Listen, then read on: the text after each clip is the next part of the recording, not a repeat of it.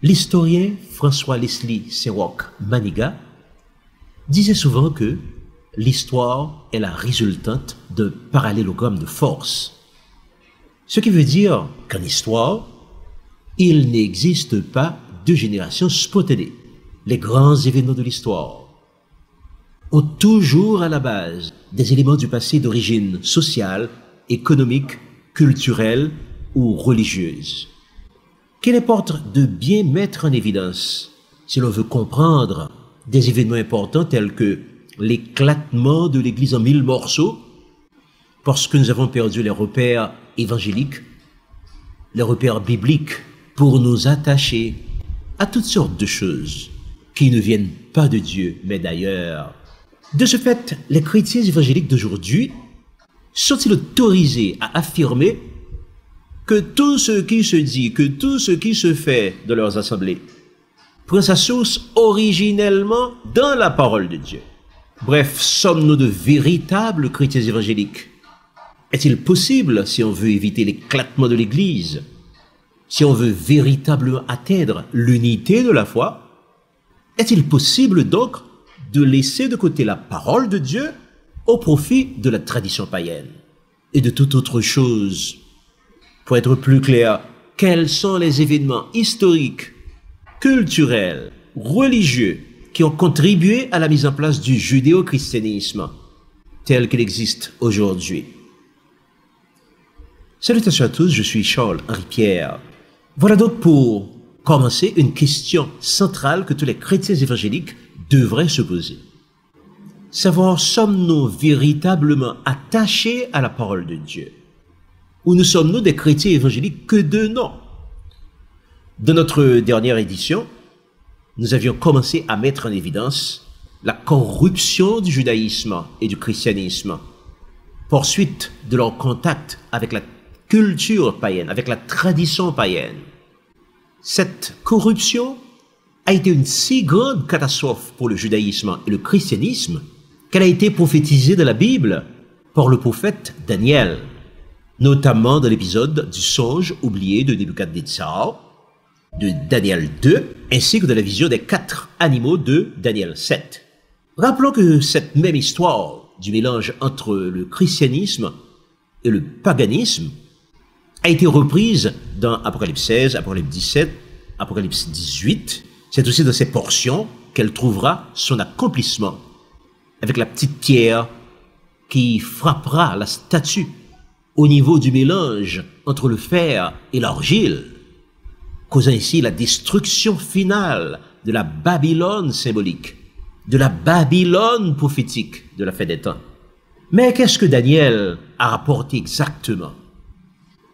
Nous en avons parlé en long et en large dans notre dernière sortie. Rappelons rapidement que le roi Nebuchadnezzar eut un songe qu'il oublia au réveil. Finalement, c'est Daniel qui le lui rappela. Il a vu dans la plaine de Drouwa une grande statue en 4 parties. La tête était en or pur, la poitrine et les bras étaient d'argent, le ventre et les cuisses étaient d'airain, les jambes en fer et les pieds en partie de fer et en partie d'argile. Quel est le sens de cette révélation? Notons tout d'abord qu'une bonne partie des chrétiens évangéliques se rebiffent devant les prophéties, qu'ils essaient d'éviter autant que possible. Ils perdent ainsi de vue que, selon les calculs, la prophétie occupe 26% de la parole de Dieu. Ça fait beaucoup, hein? Il n'est donc pas question de l'ignorer, ce qui causerait des conséquences graves pour la foi. En effet, sans une bonne interprétation de la parole de Dieu, une bonne partie des vérités bibliques deviennent distordues, occultées, travesties, niées même. On a alors une vision mutilée, morcelée de la parole. Quelle est alors la bonne manière d'aborder les prophéties bibliques? Tout d'abord, il convient de noter que l'Éternel est le maître, le souverain absolu de l'histoire, la seule entité à travers l'espace et le temps, capable de déclarer la fin depuis le commencement et longtemps d'avance, ce qui n'est pas encore accompli. Isaïe 46, 10. L'apôtre Pierre ajoute que toute prophétie vient de Dieu. Dans 1 Pierre 1, 21, il dit Ce n'est point par une volonté d'homme qu'une prophétie a jamais été annoncée, mais c'est poussé par le Saint-Esprit que des hommes ont parlé de la part de Dieu. Chez Pharaon, Joseph déclare: les explications appartiennent à Dieu. Genèse 40, le verset 8. Dieu domine ainsi les temps et les circonstances et révèle les secrets. Daniel 2, 47. Voir aussi Lévitique 19, 31, Lévitique 20, verset 6, Jérémie 27, verset 9, Daniel 1, verset 20. Que nous apprend maintenant l'union du fer et de l'argile de Daniel 2, 7. Pour répondre à cette question, nous nous référons à la parole de Dieu, en partant toujours du principe que, puisque les explications appartiennent à Dieu, comme l'a rappelé Joseph dans Genèse 40, le verset 8, c'est la Bible qui, chaque fois que c'est possible, doit expliquer la Bible. À partir de ces considérations bibliques et à la lumière de la méthode logico-déductive, les exégètes s'accordent à interpréter Daniel 2 ainsi que la vision des 4 animaux de Daniel 7 comme étant une vision de l'histoire de l'humanité. Les 4 parties de la statue représentent alors 4 âges, 4 époques successives de l'histoire, qui sont l'Empire babylonien, l'Empire des Mèdes et des Perses, l'Empire grec et l'Empire romain. À travers cette diversité d'empires, la statue offre en elle-même une unité d'ensemble, c'est-à-dire une unité de pensée à travers les âges, une unité de sentiment, une unité d'action. En même temps que la force augmente avec les empires, va de la force de l'or à celle du fer, on observe aussi, dans le même temps, une dégradation progressive du climat moral. On passe alors du métal précieux, l'or, au métal vil, le fer. Exemple des carcasses d'automobiles rencontrées un peu partout dans les garages. Si ces carcasses étaient en or, cela provoquerait certainement une véritable émeute dans la ville. La vision de la statue montre aussi que Dieu est le maître. C'est aussi une autre façon de désigner l'union officielle du pouvoir spirituel et du pouvoir temporel. En d'autres termes, le césaropapisme. Dans le césaropapisme, César se fait pape.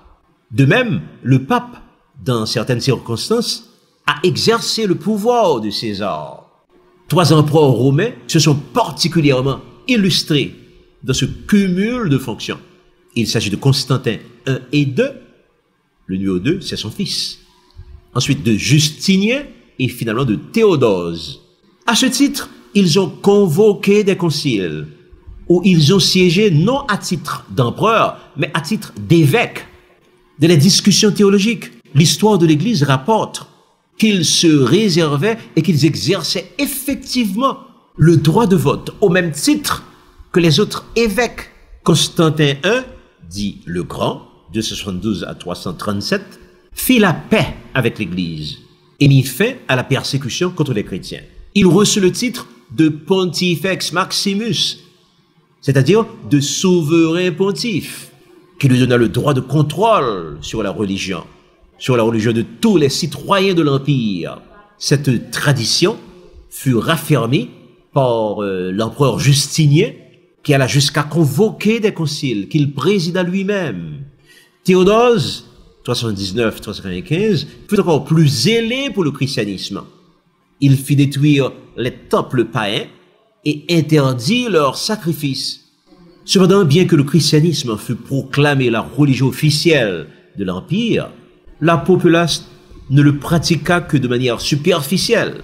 Il servit de manteau pour cacher le paganisme persistant. D'ailleurs, Constantin lui-même continua à pratiquer le mitraïsme. Rappelons que le mitraïsme, c'est le culte du dieu soleil. Le dieu soleil peut être vu dans le stensoir exhibé chaque année lors des processions catholiques de la fête Dieu. Au IVe siècle, après Jésus-Christ, nous trouvons maintenant l'Église catholique naissante, qui était une série de conciles et de synodes pour déterminer les doctrines qui devraient dorénavant s'appliquer. Dans le concile de Nicée, En 325, l'observance du dimanche fut officiellement codifiée, ainsi que d'autres doctrines. Et pendant le concile de Laodicée, vers 364, non seulement l'observance du dimanche fut réaffirmée, mais celle du sabbat biblique du 7e jour fut interdite. Les dirigeants catholiques prirent cette décision car l'observance des 10 commandements, y compris le sabbat du 7e jour, était encore très répandue.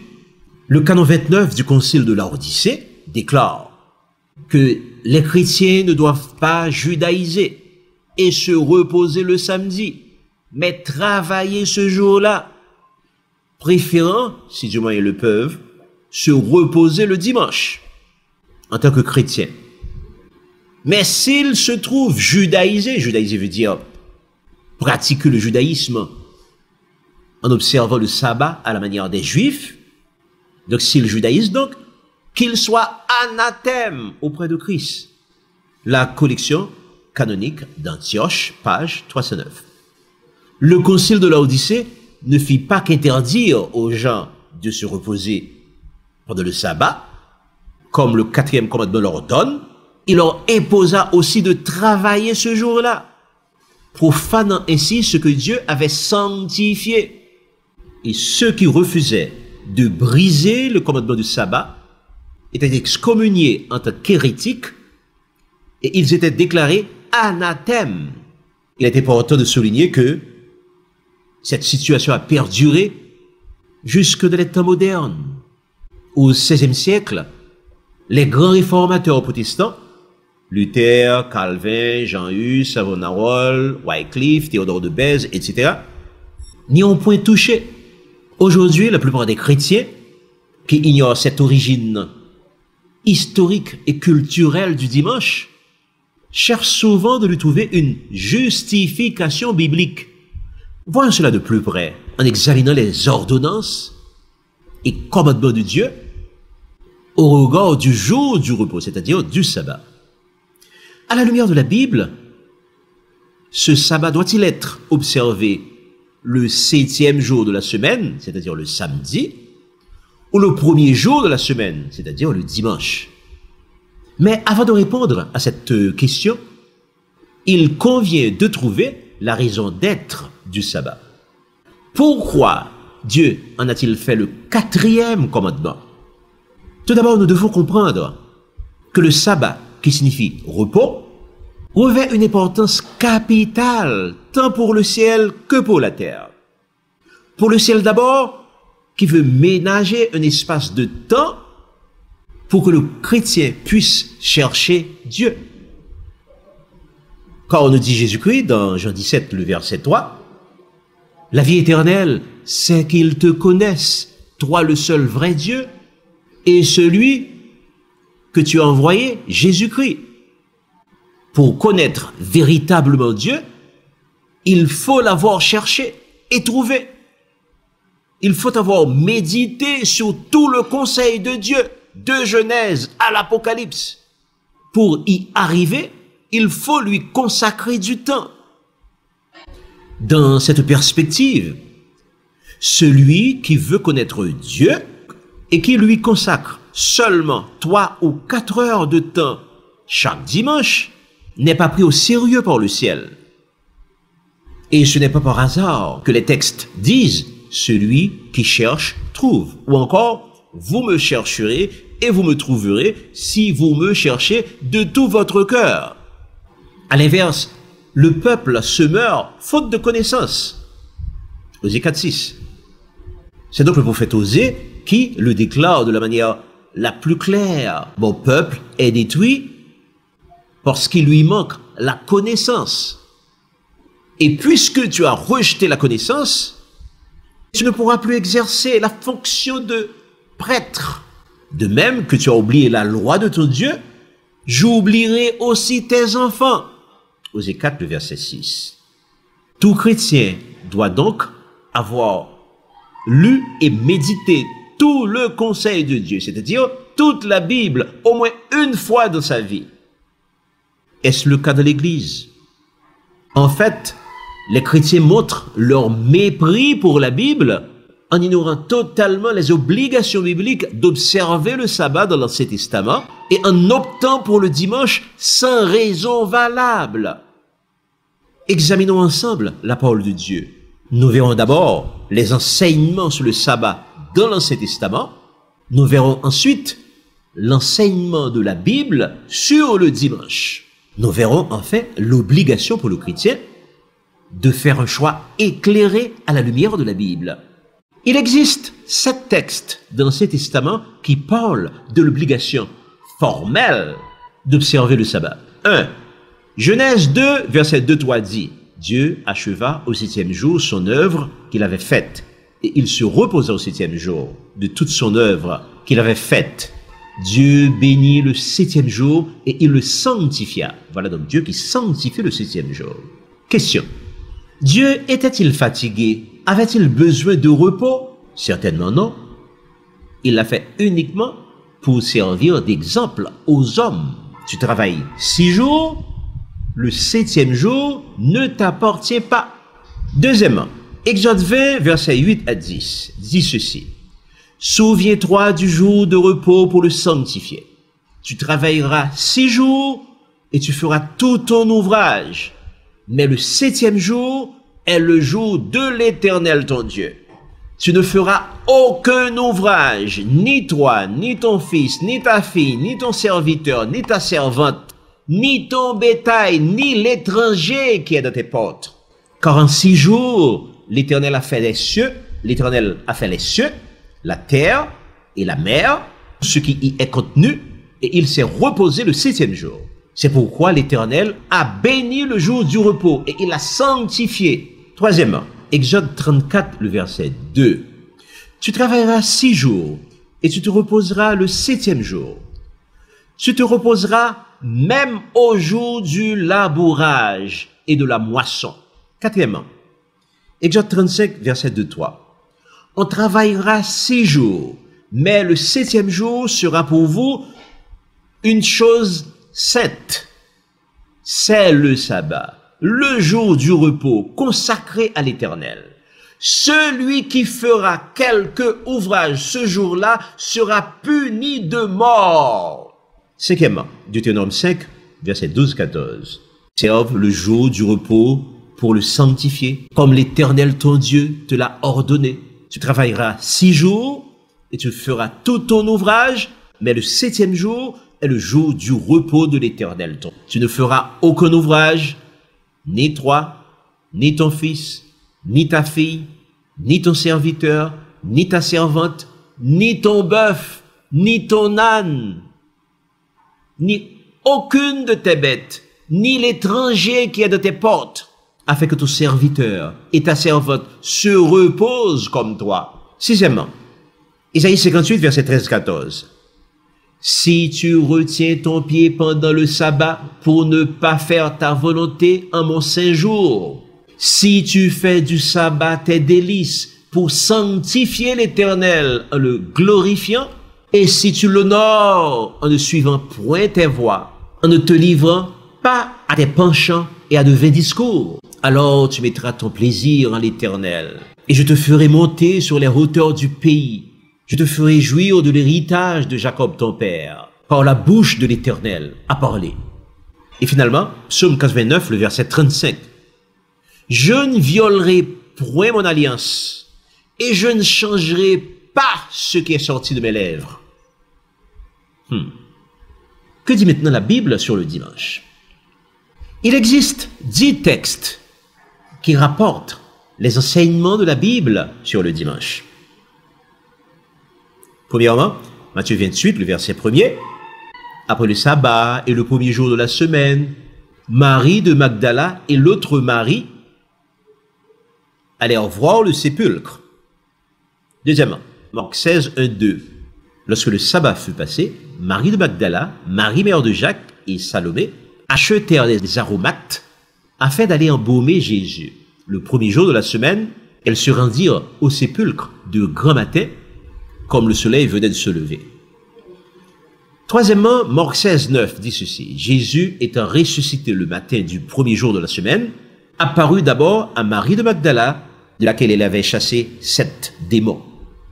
Quatrièmement, Luc 4, versets 16 à 19, parle de la même chose, étant donné que c'est un verset qui est plutôt long, vous le lirez vous-même. Luc 24, verset 1er. Le premier jour de la semaine, elles se rendirent au sépulcre de grand matin, portant des aromates qu'elles avaient préparés. Luc 24, le verset 13 dit ceci.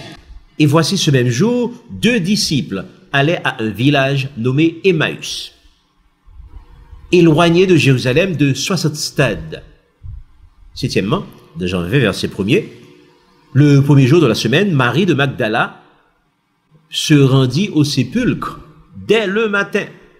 Huitièmement, Jean 20, verset 19, le soir de ce jour, qui était le premier jour de la semaine, les portes du lieu où se trouvaient les disciples étant fermées à cause de la crainte qu'ils avaient des Juifs, Jésus vint, se présenta au milieu d'eux et leur dit, la paix soit avec vous. Neuvièmement, Acte 20, verset 7. Pour nous, après la fête des pains sans levain, nous nous embarquâmes à Philippe et au bout de 5 jours, nous les rejoignîmes à Troas où nous passâmes 7 jours. Dixièmement, 1 Corinthiens 16, versets 1 et 2. Pour ce qui concerne la collecte en faveur des saints, agissez vous aussi comme je l'ai ordonné aux églises de la Galatie. Que chacun de vous, le premier jour de la semaine, mette à part chez lui ce qu'il pourra, selon sa prospérité, afin qu'on n'attende pas mon arrivée pour recueillir les dons. Maintenant, à partir de ces 7 textes de l'Ancien Testament et des 10 textes du Nouveau Testament, 3 types de considérations s'imposent. Tout d'abord, l'observation du sabbat est obligatoire pour le croyant, au point que les promesses de bénédiction sont faites à ceux qui obéissent, voir Isaïe 58, verset 13-14. Il y a aussi des promesses de malédiction, voire même de mort, pour les contrevenants. Exode 35, verset 2-3. D'autre part, concernant le dimanche, il n'existe au niveau du Nouveau Testament aucun texte qui invite, qui demande ou qui exige, comme c'est le cas pour le sabbat, d'observer le dimanche comme jour de repos. Tous les textes existants du Nouveau Testament ne font que nous renseigner sur des événements survenus un jour de dimanche, après la mort de Jésus. Il n'existe donc de la Bible aucun texte pour imposer le dimanche comme jour de repos. En fait, un grand nombre de chrétiens proclament le dimanche jour de repos. Parce que, disent-ils, le dimanche est le jour de la résurrection que nous devons honorer. Mais qui sont-ils pour prendre une pareille décision? Ils ne se rendent pas compte qu'en faisant cela, ils commettent un blasphème. Car en décidant d'abandonner le sabbat du 7e jour de la semaine pour s'attacher au repos du premier jour de la semaine, ils s'octroient une prérogative divine et se font passer pour Dieu. Par ailleurs, les recherches effectuées par les catholiques eux-mêmes confirment le rôle joué par cette religion de l'adoption du repos du dimanche. C'est l'opinion notamment du docteur Samuel Bacchiocchi, qui reconnaît qu'il existe un consensus large parmi les chercheurs que Rome est en effet le lieu de naissance de l'adoration du dimanche en général, du dimanche de Pâques en particulier. Samuel Bacchiocchi, From Sabbath to Sunday, A Critical Review, presse de l'Université grégorienne de Rome, Rome, 1977, page 201. Finalement, il existe des textes, particulièrement au niveau des épîtres de Paul, qui pourraient laisser croire que le repos du sabbat n'est plus de mise. Nous lui consacrerons une édition entière. En attendant, nous ne devons pas oublier que Dieu ne change pas, tandis que sa parole est éternelle. En effet, le sabbat, comme mentionné plus haut, était déjà là au premier jour de la création. Puis, il a été pratiqué durant tout l'Ancien Testament, durant le Nouveau Testament, par l'Église primitive, durant les premiers siècles de l'ère chrétienne, jusqu'à l'époque du césaropapisme. Cependant, au retour de Jésus-Christ, l'Église reviendra au sabbat. Voici à ce sujet ce que prophétise Ésaïe. Tous ceux qui garderont le sabbat pour ne point le profaner et qui persévéreront dans mon alliance, je les amènerai sur ma montagne sainte et je les réjouirai dans ma maison de prière. Isaïe 56, 5. De même, à la fin du livre d'Ésaïe, nous trouvons les prophéties suivantes. À chaque nouvelle lune et à chaque sabbat, toute chair viendra m'adorer, dit l'Éternel. Isaïe 66, 23. Les textes du Nouveau Testament sont donc totalement opposés à ceux de l'Ancien Testament, et il est permis de conclure qu'au niveau du Nouveau Testament, il n'existe absolument aucune obligation formelle pour le chrétien d'observer le dimanche. Et parmi tous les éléments qui provoquent encore l'éclatement du christianisme, l'histoire et la culture jouent donc un rôle capital. Il est encore temps de le reconnaître et de mettre de l'ordre dans la maison de Dieu. Comment? En éliminant sans pitié tout ce qui vient du paganisme et en ne retenant que ce qui vient de la parole de Dieu. C'est le passage obligé du réveil. Que Dieu vous préserve.